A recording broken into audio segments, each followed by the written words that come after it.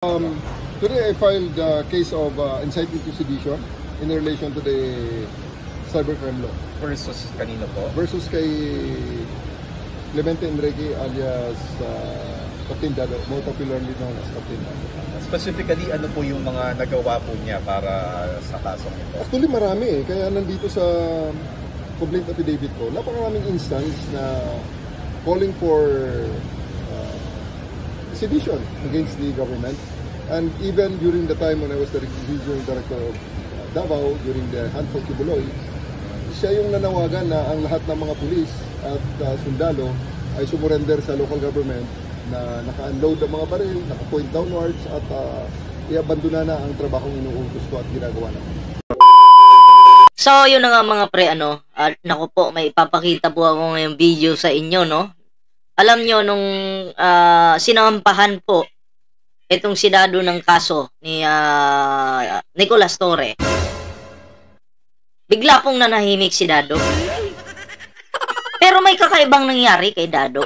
Papakita ko po sa inyo ngayon, no? Hindi ko alam kung drama ba niya ito or hindi ko rin alam kung may something ba sa pag-iisip ni Dado, no? Kung may sakit ba sa pag-iisip ito. Hindi ko kino-confirm na siya ay may sakit sa pag-iisip. Baka lang naman. Okay? Kasi may ipapakita po akong video ngayon sa inyo. Okay? Na merong kakaibang ginagawa si Dado. 'Di ba? Hindi ko alam kung anong klaseng drama ito. Pero tingnan niyo po. Noong si Dado po, nung nakasuhan po si Dado, bigla po siyang nanahimik at ang bumanat yung isa niyang kasama. Okay? Si Miltran ba yun? Miltran? Oo. Pakipangalanan nga po. Hindi ko kasi kilala eh. Kulangot lang kasi. Diba? Hindi ko kilala. Pero binanatan po, no? Unang-una, binanatan ang ating mahal na Pangulo. Pangalawa, si General Torre po. Diba? Kung ano-anong mga pinagsasabi niya, kung ano-anong mga hamon, yung mga lumabas sa bibig niya, sasampalin daw si General Torre, si Mima Alicia, sasaktan daw niya, 'di ba? Oh, ang dami niya pong mga binitawan salita tapos susugo daw yung mga milyong-milyong kampo nila diyan sa Camp Crame. Ang dami po nilang pagbabanta, no? Marami po. Hindi ko naman po mabilang eh, 'di ba? Oo. And then ngayon mga pre, sisilipin po natin ito si Dado. Bakit bigla po itong nanahimik? Okay? Pero syempre, bago po natin ituloy yan, ayan meron po tayong dito. Meron po tayong Facebook page. Yan Ballpoint Man 2.0 po.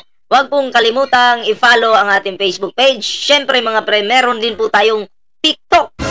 Yan pareho lang po yung pangalan yan, Ballpoint Man 2.0. Syempre mga pre, kung hindi ka pa nakasubscribe sa ating YouTube channel, huwag kalimutang mag-subscribe. Ayan subscribe na po kayo dyan. Oo, huwag kayong mahiya. Libre po yan. Pindutin lang yung subscribe and then ring the notification bell. Ano pong purpose? Para updated po kayo sa lahat ng mga uploads po natin. Yun po yun. Okay? At syempre, i-share mo na ang video na to at mag-like ka na dyan. Diba?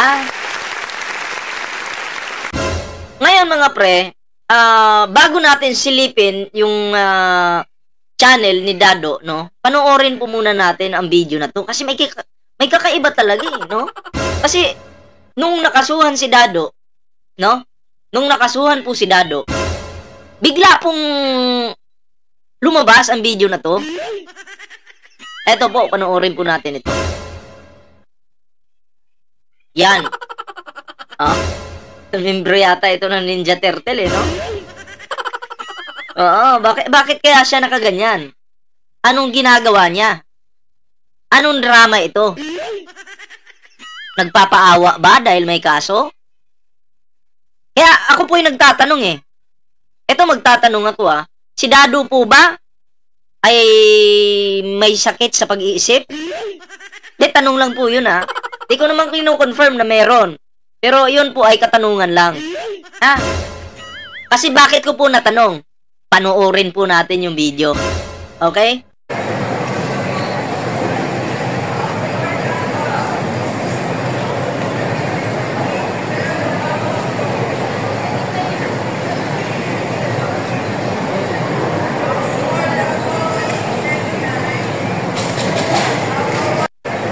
Kung mapapansin natin, medyo maingay. Parang nasa labas siya. Okay? Unang tingin ko dito, nasa labas si Dado, na tinatago niya yung mukha niya. Siya ba ay natatakot sa mga taong nakapaligid sa kanya? Kaya tinatago niya yung mukha niya? Okay? Bakit niya ito ginagawa? Dahil ba takot sa mga tao? Diba? Kasi marami pong nagbabanta sa buhay ni Dado. Diba? Marami. Gusto nga siyang yakapin sa leeg eh. Diba? Gusto, pag si Dado daw po ay makita ng yung mga taong nagmamahal sa kanya, gusto daw siyang yakapin sa leeg hanggang mag-violet yung mukha. Yun yung mga nababasa kong komento eh. Diba? Bakit? Anong ginagawa ni Dado? Pumikit lang naman, dumila, tapos naka ninja. Ninja siya.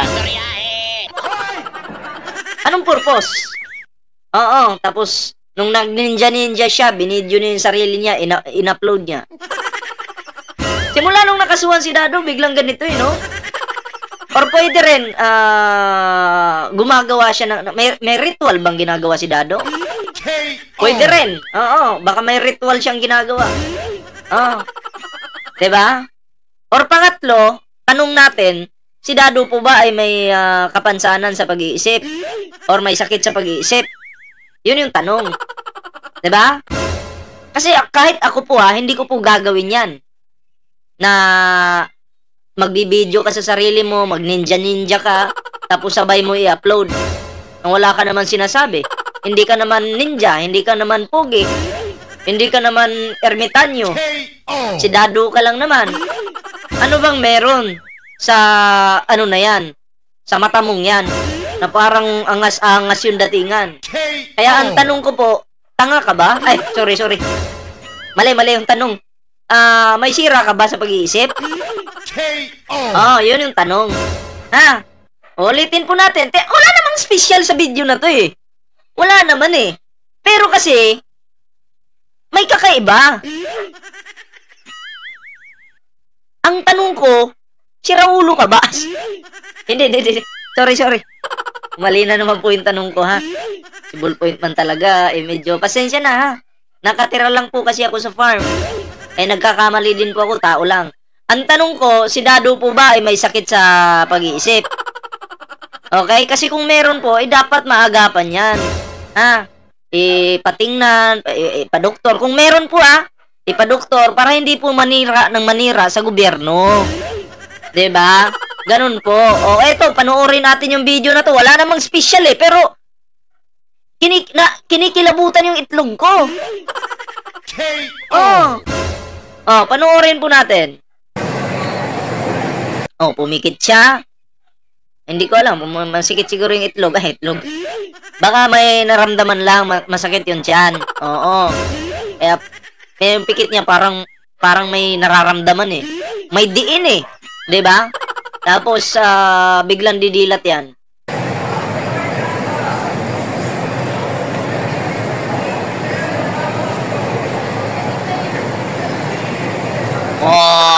Diba? Ang galing ni Dado.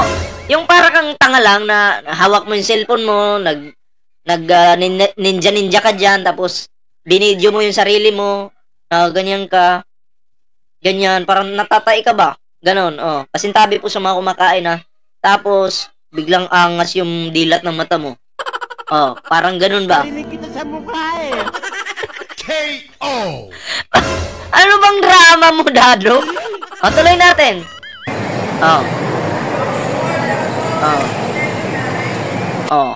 Tapos nakaganyan pa siya.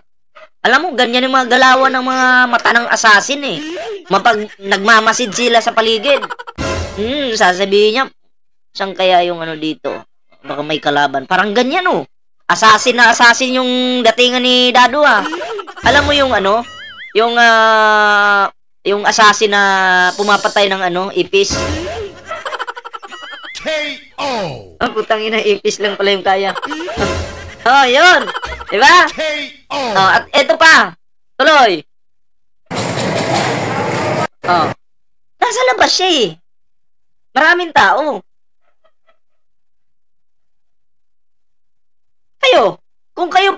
tatanungin. Alam nyo ba yung nangyayari ngayon kay Dado? Bigla din pong tahimik si Dado eh. Nung nakasuhan, biglang nanahimik yung channel, magpasa hanggang ngayon, wala pang live. O, tingnan po natin yung kanyang YouTube channel Ayan.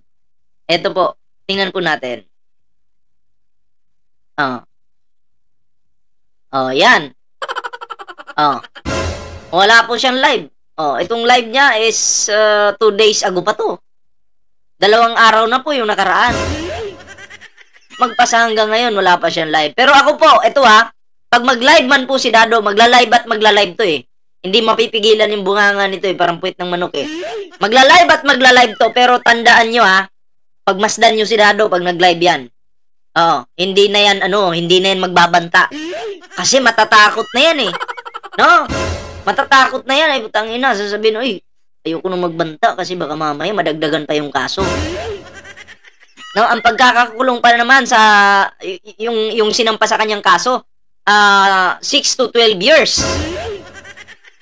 Tapos 2 milyon yata yung ano ba 'yun? Ano ba 'yun? Damage? 2 milyon yata. So, sabi ko, patay si Dado nito. Palagay na lang natin kahit 6 years nga lang eh. 'Di ba? Maiinip ka sa loob. Nanira ka, tapos mabubulok ka ng 6 years sa loob. Aba, Dado, mukhang deserve mo yan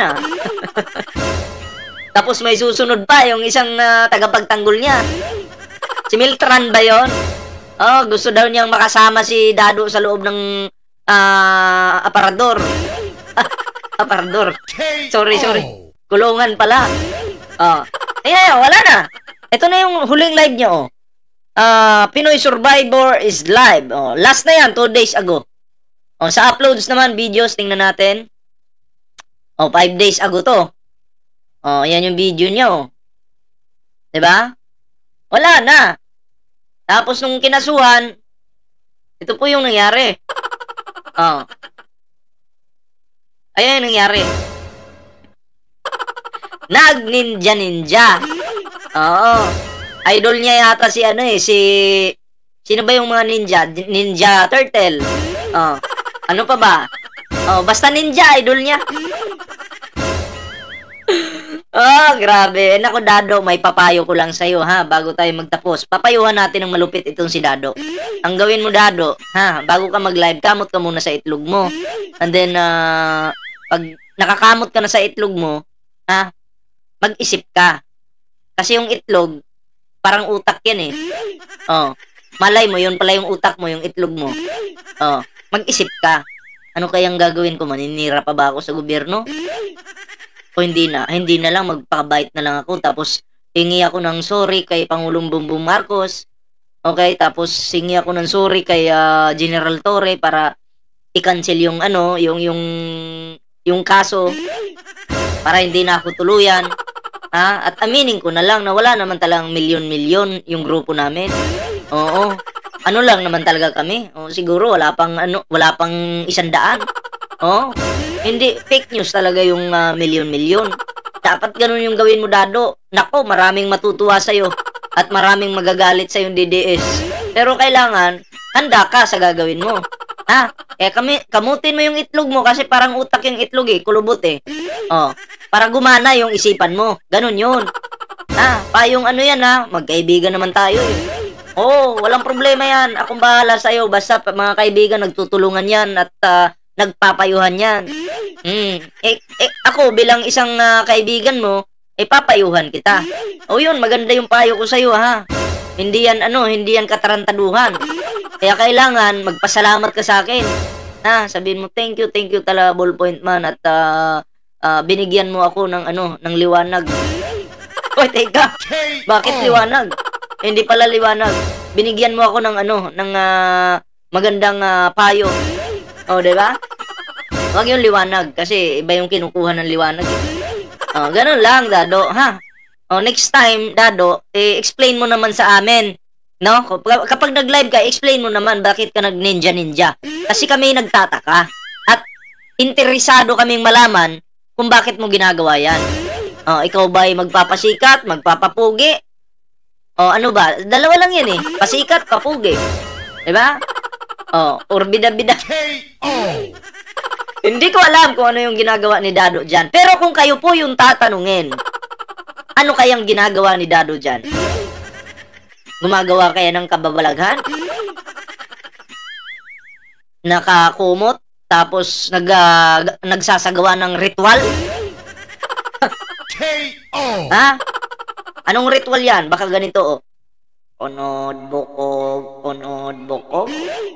Hindi po, sana ako kasuhan. Kawawa naman ako. Itatanga-tanga kasi ako, kaya kawawang-kawawa talaga. Sana po iatras yung kaso.